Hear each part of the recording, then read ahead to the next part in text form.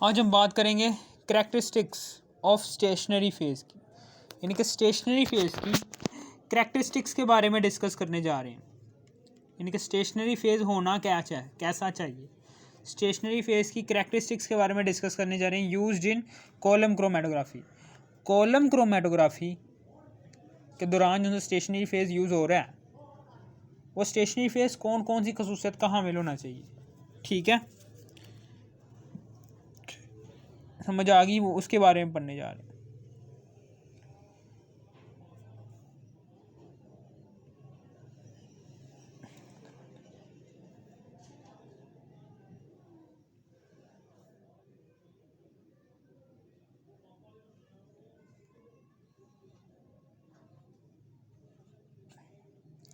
ये क्या है? ये स्टॉपर है। ये क्या है?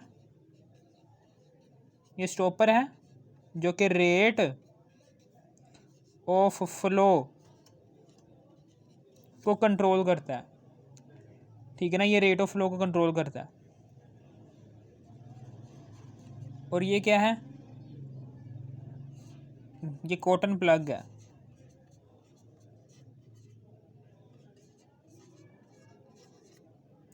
जो कि इसके ऊपर ही हमने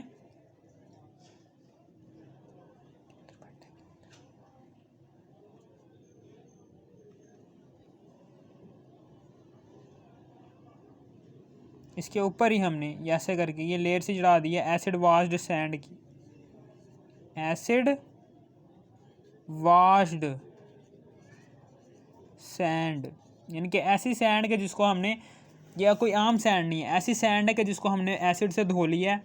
एसिड से धोकर कॉटन प्लग के ऊपर हमने इसको प्लेस कर दिया, जो कि इसके ऊपर ही अब हम स्टेशनरी फेज चढ़ाएंगे। स्टेशनरी फेज आ गया। ये क्या है? ये स्टेशनरी फेज है। अब हम इसके ऊपर स्टेशनरी फेज ऐसे करके फिलअप कर देंगे।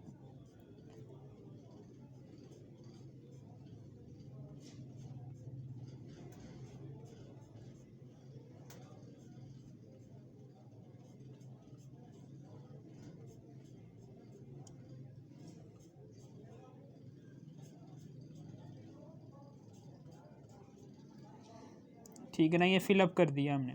एसिड वाश्ड सैंड को हमने प्लेन करने के लिए इस्तेमाल किया, ताकि स्टेशनरी फेज जोन से है ये यहाँ पर, ये स्टॉपर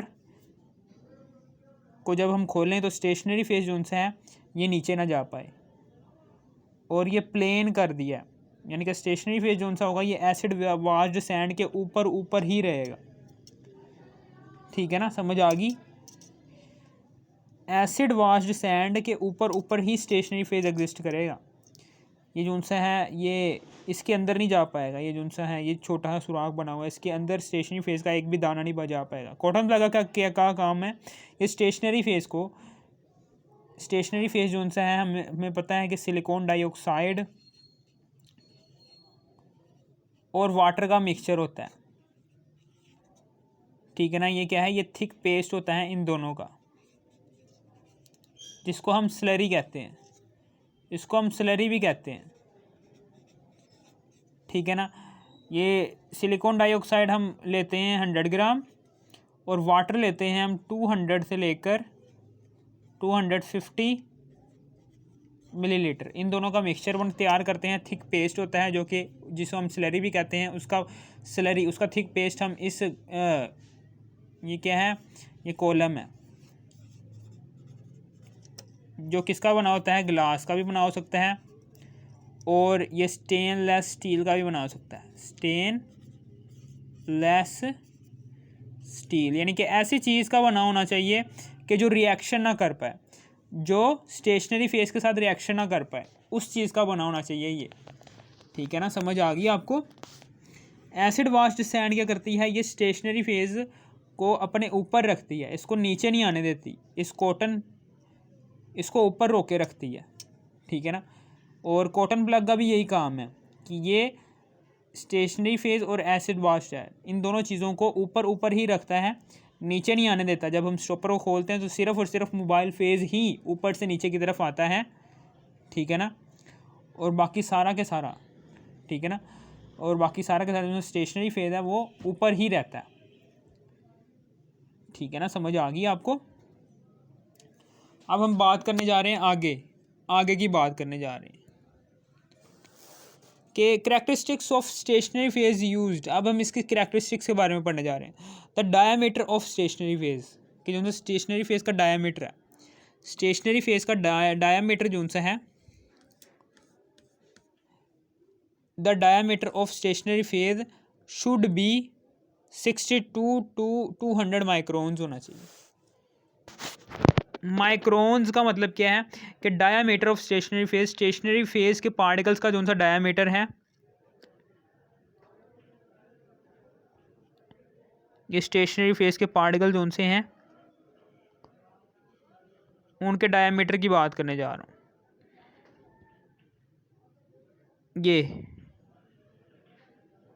ये डायामीटर सर्कल के पूरे यानी कि फर्स्ट एक सर्कमफ्रेंस से दूसरी वाली सर्कमफ्रेंस, सर्कल का पूरा डायामीटर होना चाहिए 60 माइक्रोमीटर से, इसका होता है जी 200 माइक्रोमीटर, ठीक है ना, समझ आ गई आपको। ये है जी डायामीटर, यानी कि स्टेशनरी फेज़ के पार्टिकल्स का डायामीटर 60 माइक्रोमीटर से 200 माइक्रोमीटर तक का होना चाहिए। The diameter of stationary phase should be 62 to 200 microns, इतना माइक्रोमीटर होना चाहिए, ठीक है ना। और 10⁻⁻⁶ माइक्रोमीटर कौन सा होता है, माइक्रोन्स, 62 to 200 माइक्रोन्स का मतलब ही माइक्रोमीटर होता है। माइक्रो क्या होता है, ये एक प्रीफिक्स होता है कि जिसकी कीमत होती है 10⁻⁻⁶ मीटर, ठीक है ना, समझ आ गई। अब हम आगे की बात करने जा रहे हैं कि stationary phase should be inert, यानी कि स्टेशनरी फेज़ के पार्टिकल्स का साइज इतना छोटा होना चाहिए। इतना छोटा क्यों होना चाहिए, अभी हम आगे की बात करने जा रहे हैं क्यों होना चाहिए, अभी मैं बात बता देता हूँ कि stationary phase should be inert का मतलब क्या है कि ये रिएक्टिव नहीं होना चाहिए, ये रिएक्शन ना कर पाए। स्टेशनरी फेज़ को रिएक्टिव नहीं होना चाहिए। अगर ये मोबाइल फेज़ के साथ रिएक्शन कर लेगा तो कोई नई प्रोडक्ट बना देगा, जिसकी वजह से मोबाइल फेज़ मिक्सचर के कंपोनेंट्स को अलग नहीं कर पाएगा, ठीक है ना। ये मेरी बात याद रखना, स्टेशनरी फेज़ के ऊपर होता है मिक्सचर,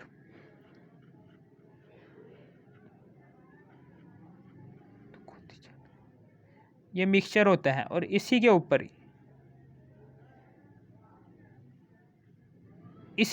ही ये क्या है, ये स्टेशनरी फेज़ है, ये क्या है, ये स्टेशनरी फेज़ है, नीचे क्या है, ये स्टेशनरी फेज़ है, ये ऊपर क्या है, ये मिक्सचर है, और ये क्या है, ये मोबाइल फेज़ है,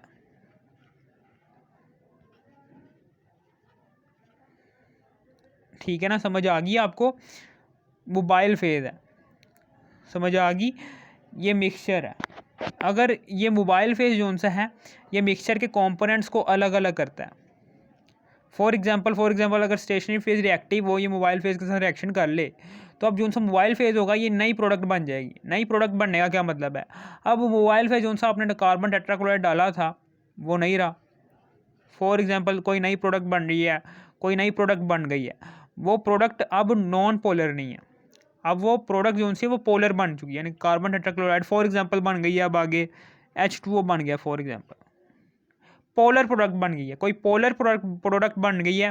वो पोलर प्रोडक्ट क्या करेगी, मिक्सचर के सिर्फ और सिर्फ पोलर मिक्सचर के कंपोनेंट्स को अलग नहीं कर पाएगी, यानी कि नीचे सिलिकॉन डाइऑक्साइड नीचे भी पोलर है, इन दोनों ने आपस में रिएक्शन कर लिया, रिएक्शन करने के बाद एक प्रोडक्ट बना दी जो कि पोलर थी, पोलर प्रोडक्ट बन गई, मिक्सचर के कंपोनेंट्स को अलग नहीं कर पाएंगे वो, ठीक है ना, कोई नई चीज़ बन गई है, वो मिक्सचर के कंपोनेंट्स अब अलग नहीं हो पाएंगे, ठीक है ना। अब आगे की बात करने जा रहे हैं कि इट शुड बी इनएक्सपेंसिव, ये महंगा नहीं होना चाहिए, सस्ता होना चाहिए, और ईज़िली अवेलेबल, और आसानी से आपको दस्तयाब भी होना चाहिए। कि स्टेशनरी फेज़ जो सा होना चाहिए, should have high resolution capacity, कि स्टेशनरी फेज़ की बहुत ज़्यादा अच्छी कारकिर्दगी होनी चाहिए, यानी कि स्टेशनरी फेज़ आसानी के साथ मिक्सचर के कंपोनेंट्स को अलग कर लेना चाहिए। ठीक है ना। आपको पता है कि मिक्सचर के कंपोनेंट्स कैसे अलग होते हैं। मिक्सचर के कंपोनेंट्स ऐसे अलग होते हैं कि ये देखें, यहाँ पर मैं आपको करके दिखाता हूँ कि मिक्सचर है,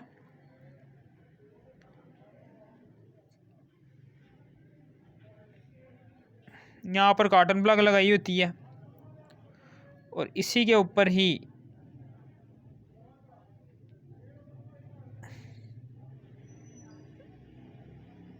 स्टेशनरी फेज़ है।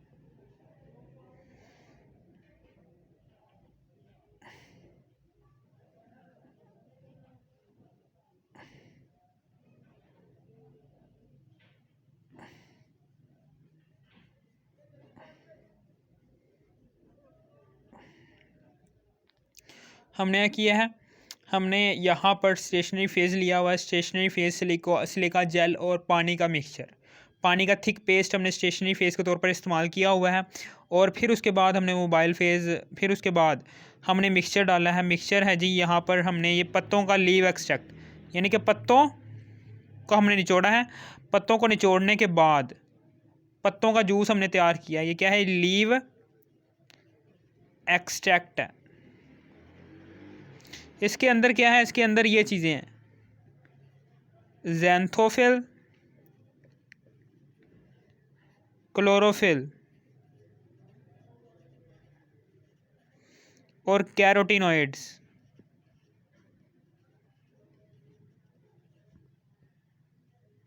ये रेड कलर का होता है, ये ग्रीन कलर का होता है, ये येलो कलर का होता है। ठीक है ना। जैसे हम ये मिक्सचर को अंदर डालते हैं ना, इसके ये मिक्सचर को अंदर डाला, ये लो जी, ये मिक्सचर भी अंदर आ गया।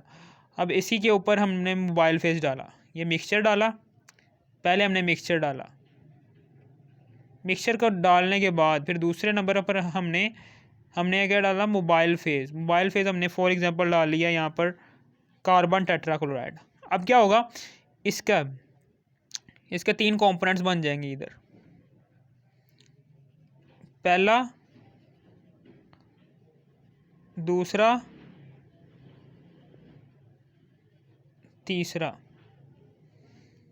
ठीक है ना।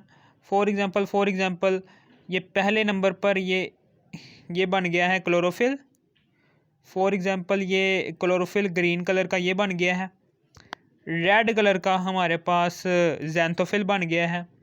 और नीचे करके ये येलो कलर का हमारे पास कैरोटीनॉइड बन गया।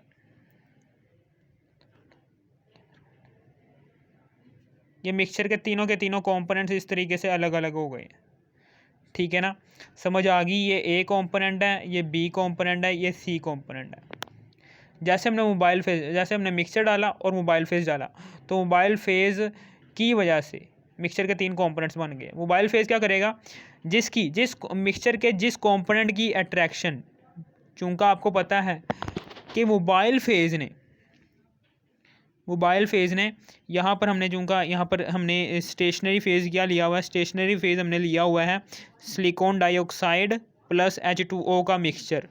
सिलिकॉन डाइऑक्साइड हमने 100 ग्राम ली हुई है और ये लिया हुआ है हमने 200 से लेकर 250 मिलीलीटर तक वाटर लिया हुआ है। ठीक है ना, समझ आ गई। इतना वाटर लिया हुआ है, इन दोनों का मिक्सचर लिया हुआ है। जैसे हम इसके अंदर पानी डालेंगे, जैसे हम इसके ऊपर थिक पेस्ट डालेंगे, जैसे हम इसका थिक पेस्ट डालेंगे तो ये 3 इसके कंपोनेंट्स अलग हो जाएंगे। कि जिस मिक्सचर के जिस कंपोनेंट की अट्रैक्शन मोबाइल फेज़ के साथ ज़्यादा होगी ना, तो आपको पता है कि मोबाइल फेज़ ने ऊपर से नीचे की तरफ मूव करना है, मोबाइल फेज़ ने ऊपर से नीचे की तरफ मूव करना है। इसलिए आप क्या करें, ठीक है ना, इसलिए क्या होगा, इसलिए मोबाइल फेज़ के साथ जिस मिक्सचर के कंपोनेंट की अट्रैक्शन ज़्यादा होगी, मोबाइल फेज़ के साथ वो कंपोनेंट नीचे की तरफ मूव करेगा। और ये सी कंपोनेंट आप कह देंगे कि ये क्या है, ये मोबाइल फेज़ के साथ ज़्यादा अट्रैक्ट है, इसलिए ये सबसे नीचे आ गया। ए कंपोनेंट क्यों ऊपर रह गया, क्योंकि ये मोबाइल फेज़ के साथ नहीं जा पाया, इसलिए इसकी अट्रैक्शन स्टेशनरी फेज़ के साथ ज़्यादा होगी, यानी कि सिलिकॉन जेल और H2O इन दोनों के पेस्ट के साथ ज़्यादा होगी, इसलिए ये ऊपर ही रुक गया है। स्टेशनरी मोबाइल फेज़ के साथ ये नीचे की तरफ नहीं गया, कार्बन टेट्राक्लोराइड के साथ ये नीचे नहीं गया। इस तरीके से हमने मिक्सचर के कंपोनेंट्स को उनकी अपनी अपनी अट्रैक्शन की बिना पर, कि जिस कंपोनेंट की अट्रैक्शन मोबाइल फेज़ वाले सॉल्वेंट के साथ ज़्यादा थी, चूँकि वो ऊपर से नीचे की तरफ जा रहा था, इसलिए वो कंपोनेंट जो सा था वो उस सॉल्वेंट के साथ नीचे की तरफ ट्रैवल करके नीचे चला गया है। और जिस कंपोनेंट की अट्रैक्शन स्टेशनरी फेज़ के साथ ज़्यादा थी, वो ऊपर ही रुक गया है, उसने मोबाइल फेज़ के साथ जाना मुनासिब नहीं समझा, वो ऊपर ही रुक गया, ठीक है ना। इस तरीके से मिक्सचर के कंपोनेंट्स अलग अलग हो गए, ठीक है ना। फॉर एग्जांपल अगर रिएक्टिव होता, मोबाइल फेज़ अगर रिएक्टिव होता, तो फिर अगर ये रिएक्शन कर लेता स्टेशनरी फेज़ के साथ, तो अब मिक्सचर के कंपोनेंट्स क्या करते, ये अलग अलग नहीं हो पाते, ये भी आपस में मिक्सअप हो जाते, ठीक है ना। समझ आ गई ना, ये मैंने बड़ी तफसील से बता दिया आपको, कोई, ठीक है ना। इट शुड बी इनएक्सपेंसिव, ये महंगा नहीं होना चाहिए, सस्ता होना चाहिए, और इजीली अवेलेबल, ठीक है ना। Stationary phase should have high resolution capacity, इसकी हाई रेजोल्यूशन, इसकी कारकर्दगी अच्छी होनी चाहिए, यानी कि जैसे ही आप मोबाइल फेज़ डालें तो स्टेशनरी फेज़ क्या करेगी, ये आसानी से मिक्सचर के कंपोनेंट्स को अलग अलग कर ले, ठीक है ना। इसकी कारकर्दगी बेहतर होनी चाहिए, जल्दी से मिक्सचर के कंपोनेंट्स को अलग अलग कर ले, ठीक है ना। समझ आ गई।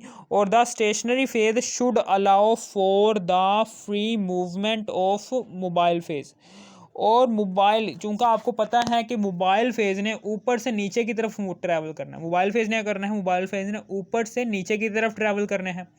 यहाँ से हम क्या करेंगे, ये स्टॉपर खोलेंगे और सिर्फ हमें पता है कि यहाँ पर एसिड वाश्ड सैंड भी है और ये काटन भी है, ये काटन लगी हुई है। काटन क्या करेगी, स्टेशनरी फेज़ को ऊपर ही रखेगी, सिर्फ और सिर्फ मोबाइल फेज़ ही नीचे आएगा। मोबाइल फेज़ जैसे ही नीचे आएगा और यहाँ पर मिक्सचर का सी कंपोनेंट आ जाएगा, ये मिक्सचर का सी कंपोनेंट आ गया, और फिर ये मिक्सचर का सी कंपोनेंट हमने अलग कर लिया। फिर उसके बाद हमने फिर से स्टॉपर खोलने के बाद मिक्सचर का बी कंपोनेंट भी हमने अलग कर लिया। फिर हमने स्टॉपर खोला,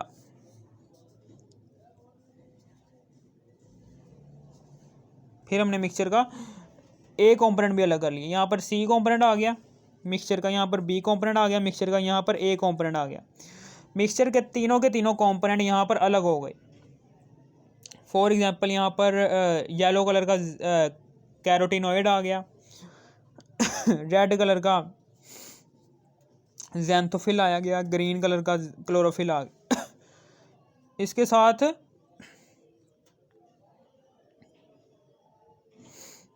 सी कंपोनेंट के साथ हमेशा याद रखना कि जो सी कंपोनेंट है वहाँ पर कैरोटीनॉइड है, carotenoid plus mobile phase. Stationary phase इसलिए नहीं नीचे है क्योंकि इस रूई ने, इस काटन ने स्टेशनरी फेज़ को नीचे नहीं आने दिया, सिर्फ और सिर्फ मोबाइल फेज़ ही नीचे है। और बी कंपोनेंट जो उनसे है, और ये येलो कलर का होता है, ठीक है ना। बी कंपोनेंट है, यहाँ पर बी कंपोनेंट में ज़ैंथोफिल आ गया है,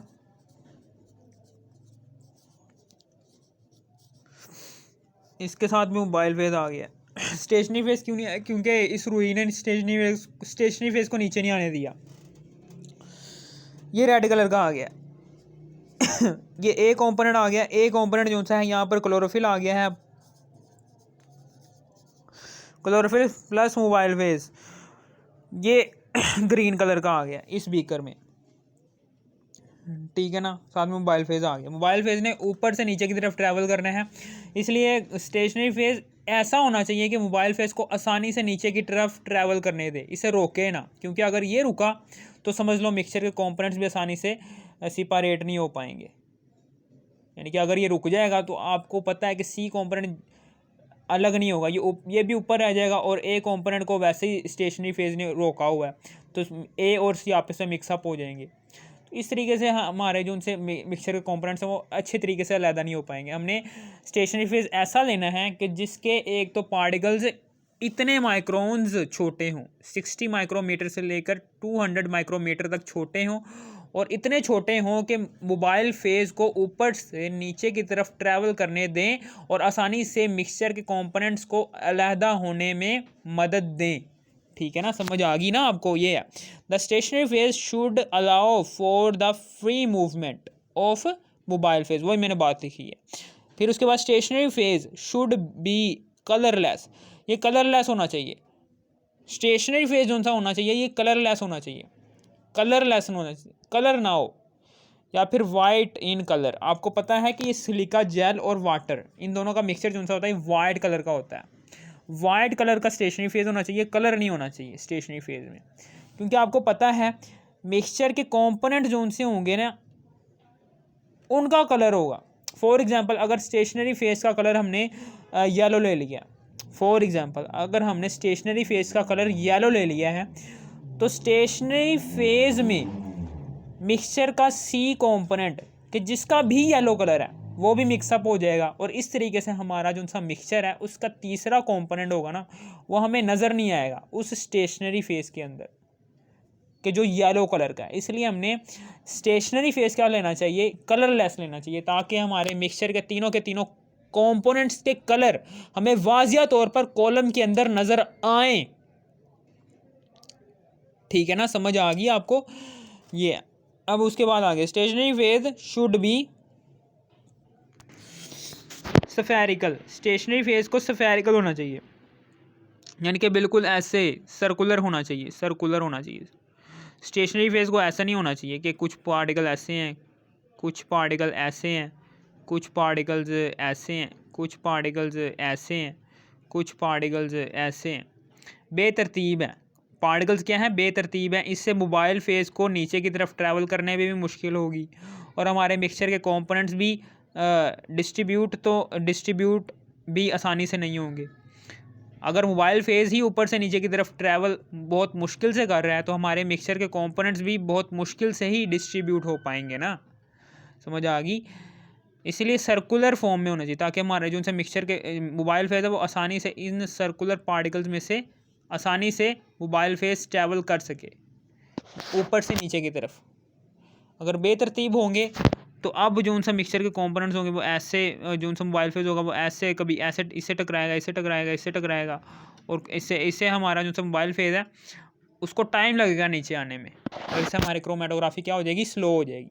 stationery phase should be spherical, ठीक है ना। अब आगे it is safe to use, हाँ ये सेफ़ टू यूज़ होना चाहिए, यानी कि नुकसान नहीं पहुंचना चाहिए इससे किसी भी इंसान को, सेफ़ टू यूज़ होना चाहिए। अगर आपको इस वीडियो की समझ आ गई, इस वीडियो की ज़रा सी भी समझ आ गई, इस वीडियो कर दो लाइक और सब्सक्राइब और शेयर भी कर देना। Thanks for watching me.